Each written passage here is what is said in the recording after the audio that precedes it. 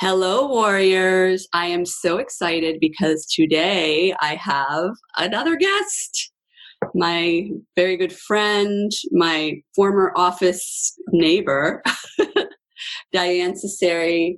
She is the owner and an esthetician at Birch Tree Esthetics in Acton, Massachusetts. Dianne, welcome. Thank you so much for being here. Thank you. So Dianne, I would love if you could just tell us and tell the audience, the warriors who listen, how you help people, who you are, and maybe a little bit about your business. Sure. So I am, as you said, Dianne Cecere, and I am the owner of Birch Tree Esthetics located in the Wellness Center over at Village Works in Acton. And I've been an esthetician for more years than I like to admit, but that's okay. Those years have taught me many things. So I think that I help people by helping them look their best. But I think more importantly, and I think I've always felt this way about my business, or in the recent years, like what would set my business apart. And I think it's that I have created a space where people are sort of forced to just come down a few notches when they come into my business. So because by the nature of my business, people have to lay down. Mm-hmm. Is it lay down or lie down? Lie down, lie down. And so right there, that kind of, that forces people to just slow down, right? In addition, what I've done is just make the surroundings of my room in all aspects really relaxing, or so I'd like to think. Right down to the music and the colors in the room and the artifacts and pieces of art that I've chosen to have in my room. I mean, of course, that's subjective because that's my taste, but I think there is a universal kind of feel to the things I've chosen that make my space the space that a lot of people come in and say, oh, this is a great space. This is so relaxing. I'm so happy to be here. So I think that's a really important part of what I do, is just give people, whether it be for a brow wax that lasts 15 or 20, 25 minutes, or a facial with add-ons that lasts an hour and a half.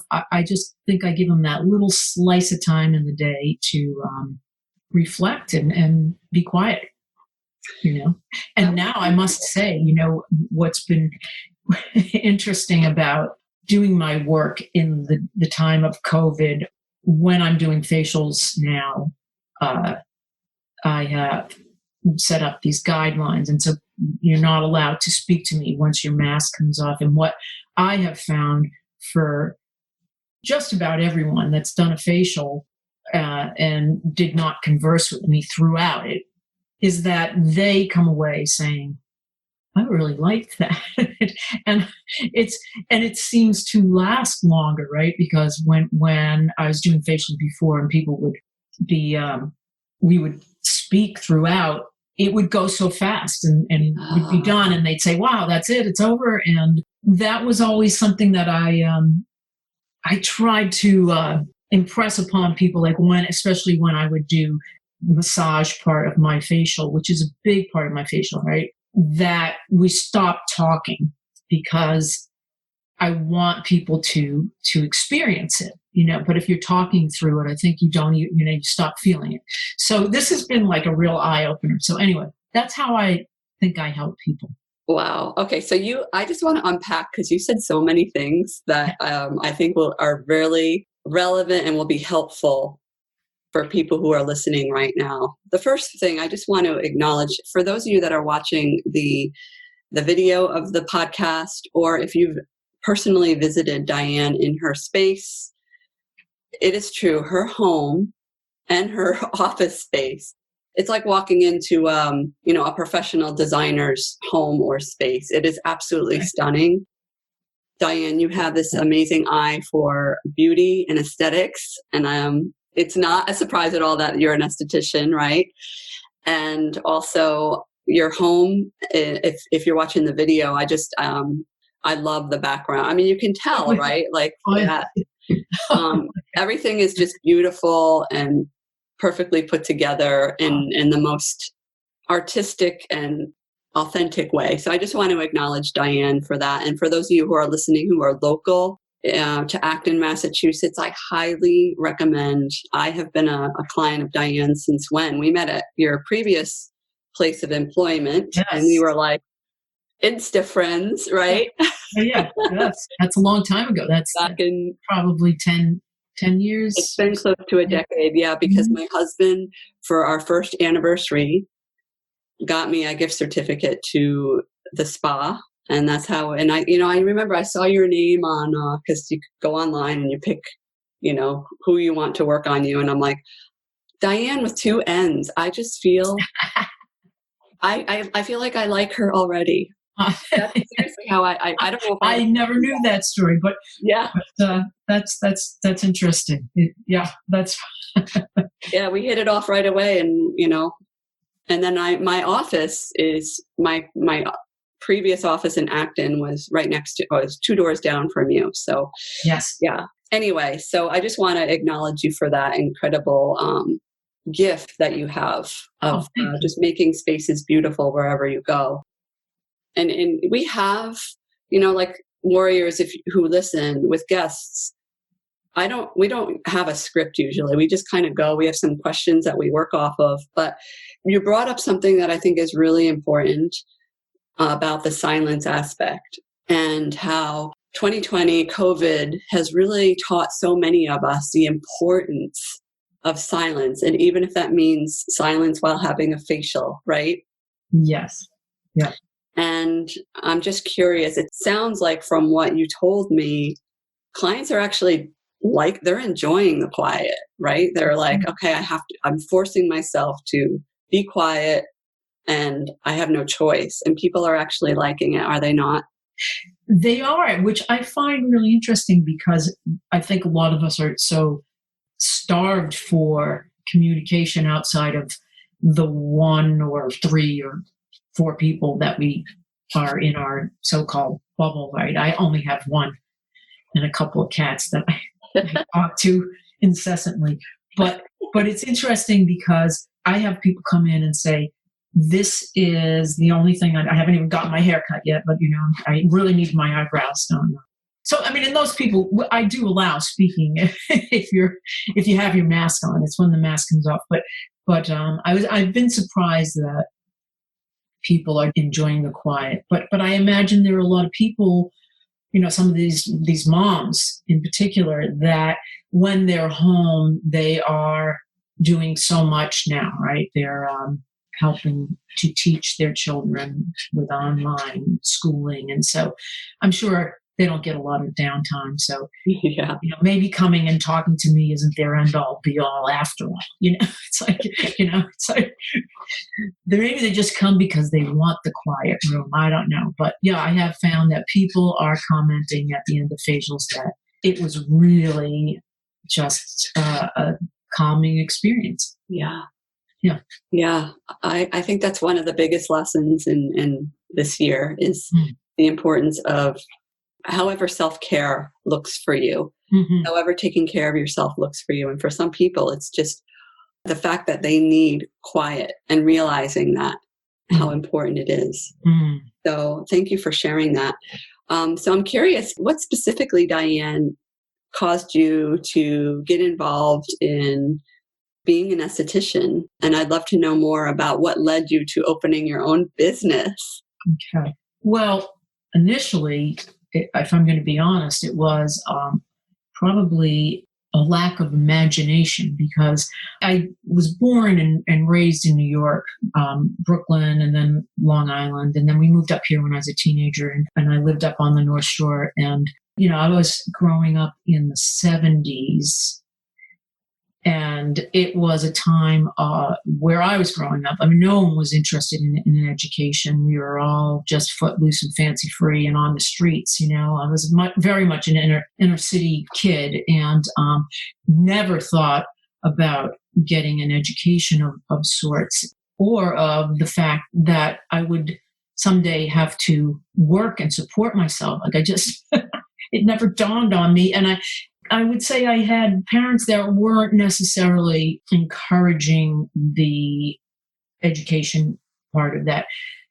Not because I don't think they knew it was going to be important. They did it a different way, right? My father always had his own businesses, which is where I think, we'll get to that after, where having my own business definitely came from watching my father start several of his own businesses. And so I'm not pointing my finger at them, but it just education was not emphasized. And so when I got out of school and I realized, like, I'm going to have bills to pay, this is high school, and I didn't have any direction, and everyone I knew was a hairdresser, and that's a great thing. I almost wish I had gone that road sometimes. And skincare, aesthetics was a new thing here. It was very specialized. There were very few places you could go to have a facial.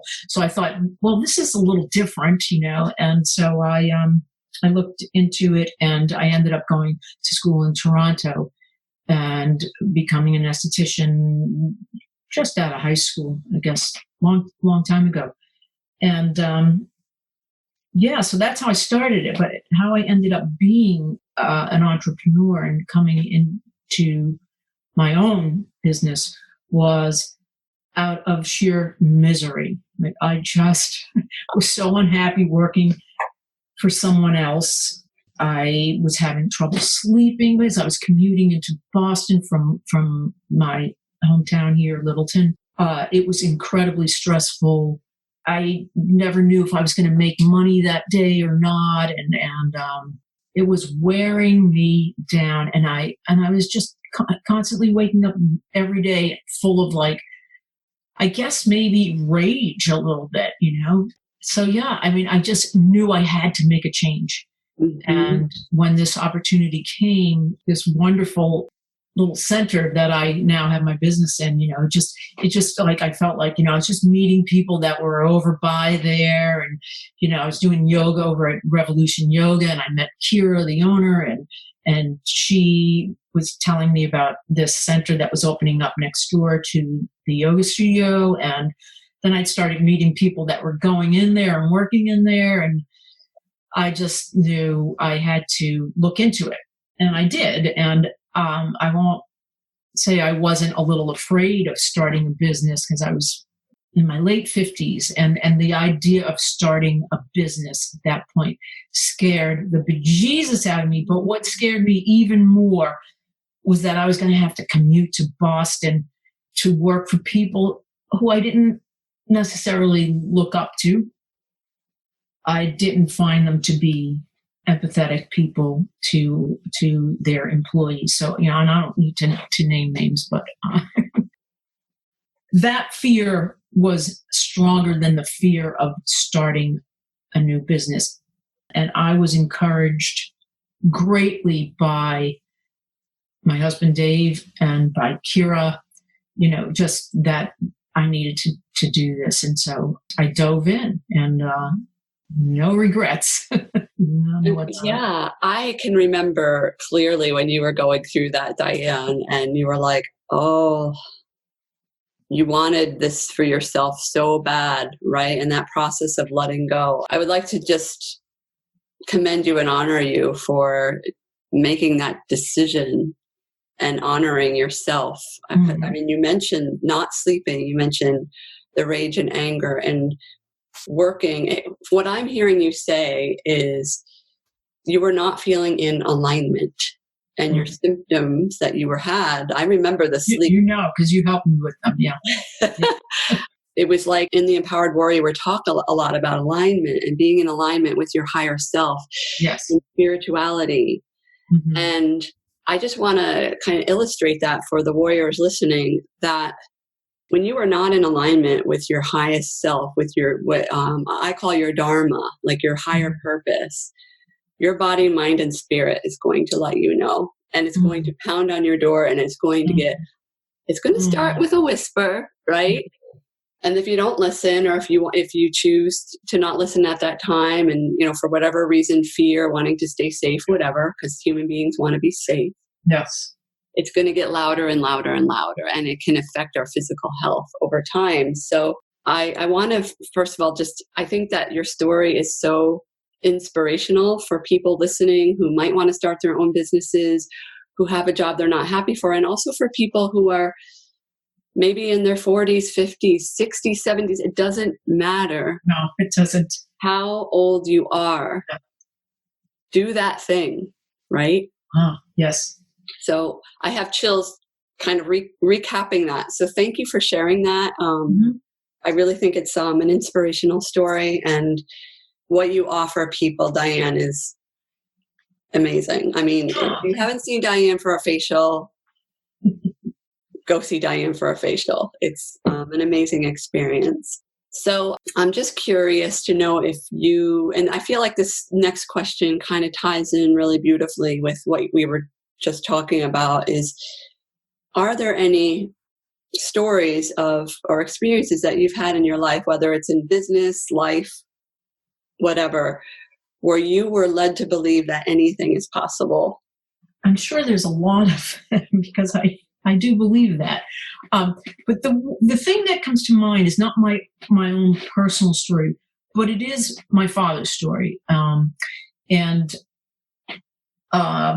I watched my father start several small businesses, and I remember a conversation one time. This is what really stuck with me.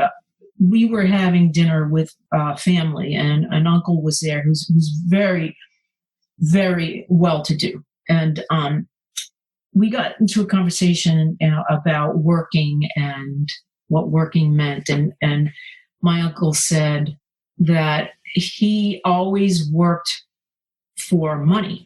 Like it didn't matter to him that what the work was. I mean, and he did one thing his whole life, and he worked for one company pretty much his whole life. And he was extremely successful financially.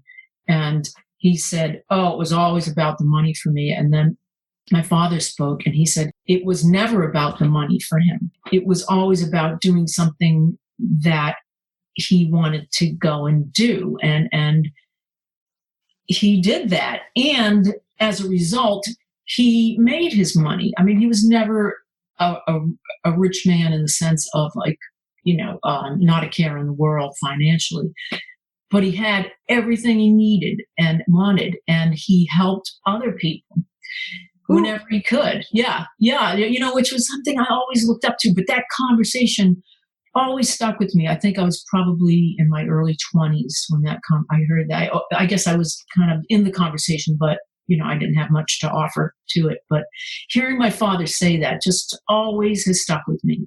And he was always happy at his work, so that was just really inspiring to me. And yeah, so I mean, I guess that is a personal story in some way. It's my father. So yeah, that's a story that sticks with me. So. I love that. And, what I heard I feel like that story is very relevant to the theme that comes up a lot in this podcast, is that really it's not a matter of working to make the money. It's a matter of doing something that makes your heart happy while serving others. And when you do that, you have less resistance, right? Because you're truly happy. You're opening up those doors of expansion, and money, warriors, money finds you. So I feel like in our society, that the idea, I was raised believing, like, you got to work hard, like work yourself to the point of, it's not any, fault of anybody, but you got to work hard in order to make lots and lots of money. And I don't know that is necessarily true. And I just love that you illustrated that so beautifully. And from what I hear, when I hear you talk about your dad, Dianne, like, he sounds amazing. So, yeah, I'm sure I've told you, I was very close to him, and he was a real role model for me. So, especially in the way he treated other people, all other people, and never heard him say, he never spoke badly of others, and he just inspired me. So, that's where I think, what a role model. Yeah, he was. So Dianne, what are some gifts that you have, 1 gift, 2 gifts, 3 gifts that you have, that you embody, that you feel that really makes you unique? So that's so hard to think about, like, it's like, oh, me, and how great am I? But it's a gift, as you say, it is a gift. So and the only gift I think that I possess is also something I think we all have if we dig deep enough for it. And that is the gift of empathy, like to really walk in the shoes of another, to really put yourself in others' lives, to see what it's like, to imagine what it's like to be someone other than yourself that may not have the fortune that you have. And when I say fortune, I mean being fortunate, not fortune in the monetary sense, Mm-hmm. I think I'm an extremely fortunate person. I've just had so much help from so many people, and that has been a great teacher for me to be able to help others now, So Mm-hmm. that is the only gift, because I just think without it, I don't know. I mean, I just wouldn't be me, if I didn't have that ability to feel for others. Really, That's beautifully stated. Yeah. And are there any stories that you have in your life that, like, maybe is there one story that stands out where you feel like, you really were able to tune into somebody else and help them? Well, yes, there is. So, in my business neighborhood, there's a small little nail studio that I frequent, and it's called Q Nails, and it is owned by a young man by the name of Henry Lee. And I don't know what it was, but when Henry took over this business, he bought it, I guess, a little over a year and a half ago, and there was just something about him. I used to watch him when things were going well. I would watch him work, and I could just see he just wanted to please people and give them a good service, and I just could see this gentle soul, and when we were all forced to close back in March, I would often go over to my space, to go in and do things, even though no one was coming in. And I would always drive by Q Nails, and I just couldn't stop thinking about Henry and how he was faring, And so when they reopened, I started going in, and as soon as I could, and to get my pedicures, because that's my thing. I love my pedicures, and I have since started doing manicures as well, because now that I wear gloves throughout all my services, my manicures last. So that's been great. And it has kept me from picking at my fingers, which is really good. But anyway, there was a day early on that I got to speak to Henry at length while he was giving me a pedicure. There was no one else in Q Nails but for he and I. And I just decided, like, I've always wanted to talk to him, but there's always this like the language barrier, right? I mean, because there is. I mean, but it's like if you slow down and stop and listen, and if you're not afraid to say, "I'm sorry, I didn't understand that," you get the information. And so we talked for, I don't know, like an hour and a half, and he was very reluctant to open up to me, and I imagine I convinced him to feel comfortable by letting him know I was a small business owner too, and that I would understand if he was going through some difficulties, because I was as well. And so little by little, he just told me what it was like to be Henry during this time, and really difficult it was. He's only been here for a little over 3 years, and he did just become a U.S. citizen, which was just amazing right before this past election. I was just so happy for him. But he came over with a wife, and he has 2 little kids, and business has been dismal for him. So I just wanted to help him somehow. And so I went on that night, and basically, I could not sleep that night because I couldn't get him out of my mind. So I started with, I just reached out to close friends and asked them if they would be willing to donate some money, like help me help Henry. And initially what I thought I would do was to buy, with any money I would get, buy a big gift certificate and then donate that to a cause.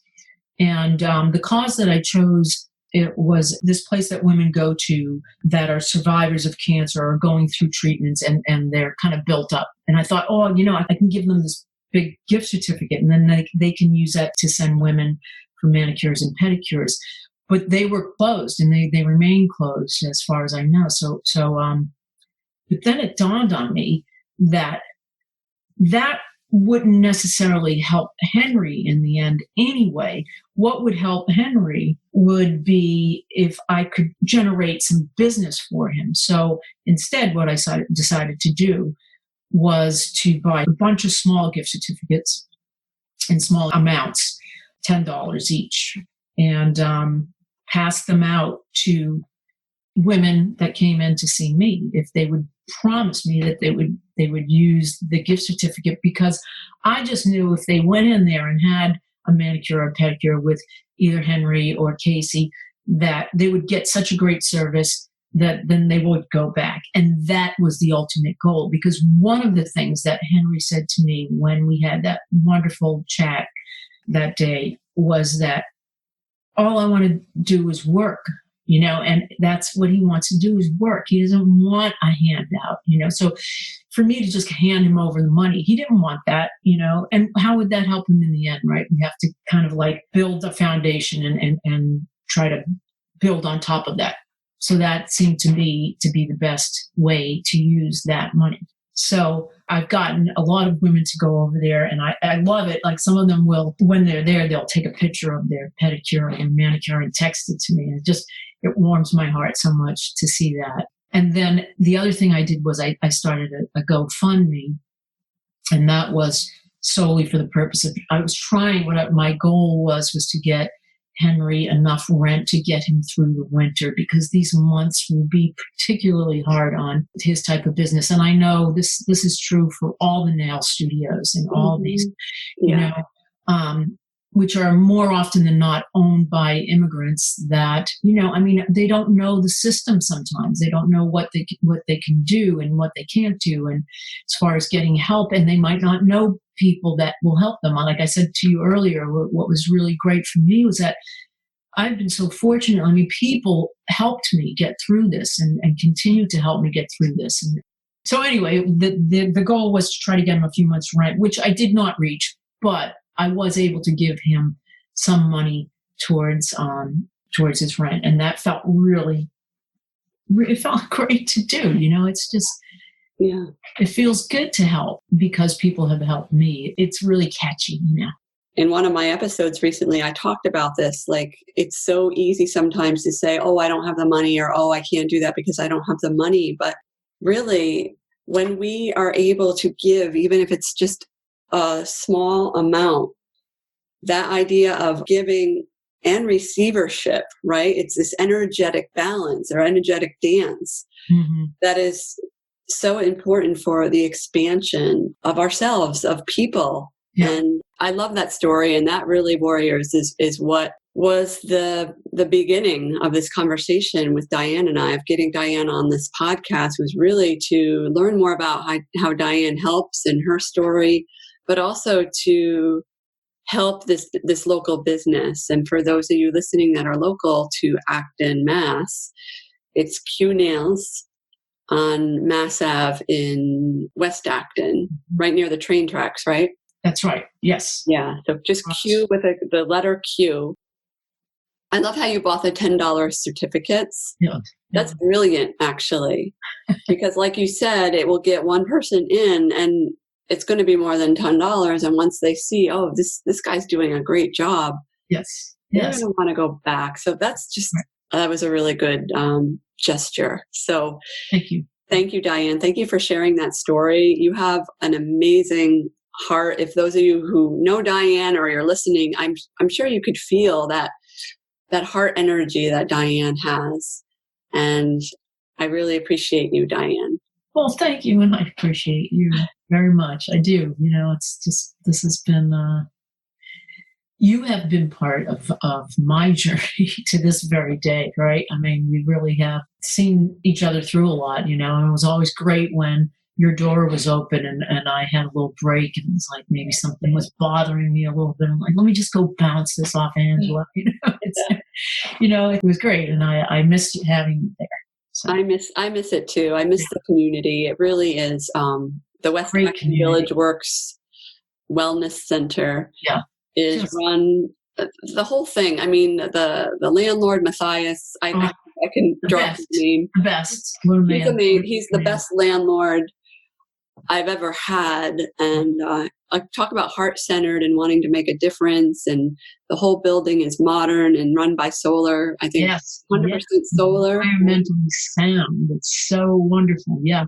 Yeah. Yeah. I agree. I mean, he's a great guy. And there's just, and all of the, it trickles down, right? I mean, it's like a lot of these businesses are owned by women, not all, but a lot of them are. And I owe a debt of gratitude to each and every one of them because everyone seemed to help. Like when you were new at it, it's like everyone jumped in and did things. I mean, up until even just recently where Wish Acton, they got a gift certificate from me to give away at their Small Business Saturday raffle, which, it's just like, that's just another amazing example of the kindness and the empathy. Like, they know it's a struggle for all of us. So, you help where you can and when you can. Yeah, absolutely. Yeah. I love those two ladies. And the clothes at Wish.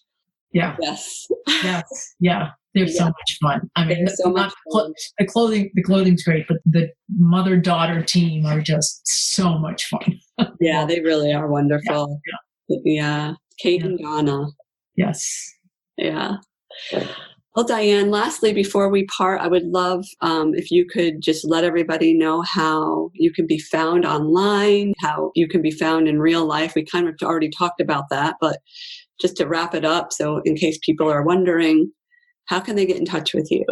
If you want to find me in real life, just walk the streets of Littleton because I'm usually out and around these days, doing a lot of walking these days.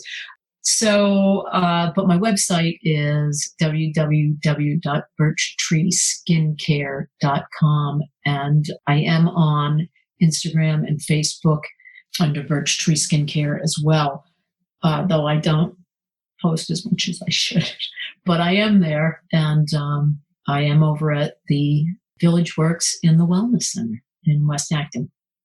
Awesome. And are you selling, just for clarification, are you selling product right now? Oh, I am. Thank you for asking. I am, and I will make deliveries if people live within a reasonable distance of me. I mean, I have gone, I've gone out to like Wellesley and Newton and that far, but I can also mail products, and eventually I will be selling products on my website, but that has not happened just yet, but that's in the mix. Exciting. Yeah. And the products that Dianne uses are they're all natural, right? I mean, they're very high quality. They smell really good. They're not highly scented, that just the right amount of scent.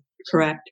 That's right. So, really good quality. Thank you. Dianne, thank you so much. It's been a pleasure and an honor to have you on the show. Yeah, thank you. And, I'd like to just say one other thing. When you initially asked me if I would do this, I think my reaction was, no, not my thing. And, I don't like being on don't like a camera on me. I don't like hearing my voice and all of that. And you said something that kind of stuck with me, like from the minute you walked out, was just like, I can't tell you verbatim what it was, but you kind of just suggested that I face that fear. And I thought, yeah, you know what? I've been facing a lot of fears lately, so I might as well throw this one in too. So, and it was easy.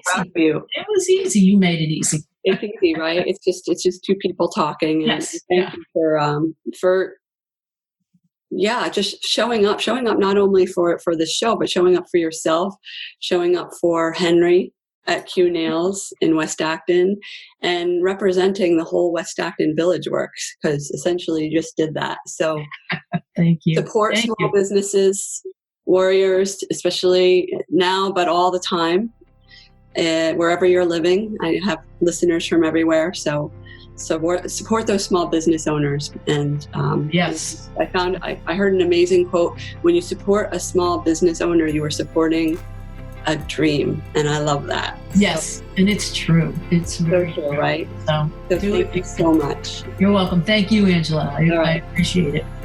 Bye, Dianne. Take care. Bye. Bye. Thank you so much for listening to the Empowered Warrior podcast. It is an honor and a privilege to have you as a listener. If you've enjoyed listening to this podcast and would like to help others pave their pathway to freedom, end their disempowerment and suffering, and become an empowered warrior, please share this podcast with your friends and family. Also, it is my intention to help humanity grow and evolve to their highest potential.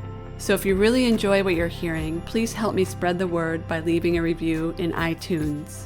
Thank you again, and I am so grateful to be able to serve you in this very exciting way.